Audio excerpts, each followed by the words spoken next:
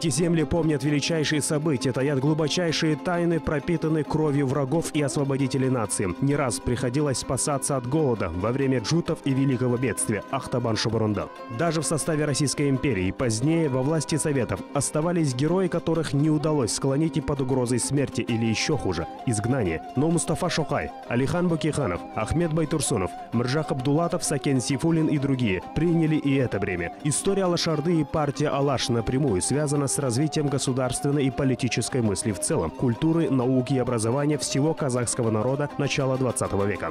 Не единожды, будучи на грани выживания, сами же казахи помогали изгнанникам, сорванным с родных земель и переселенных в Великую Казахскую степь. Бок о бок с другими народами, сыновьями и дочерям Великой степи приходилось сражаться на полях брани против фашистских захватчиков, а позднее страдать от преследования собственных же властителей во времена репрессий. Но несмотря на все лишения, тяготы и невзгоды, народ сохранил традиции, ценности, культуру, а главное – дух свободной нации. Этим духом до сих пор пропитана земля на площади Республики Алма-Ата, которая стала еще одним местом выражения воли казахов. Воли к жизни, к свободе и независимости.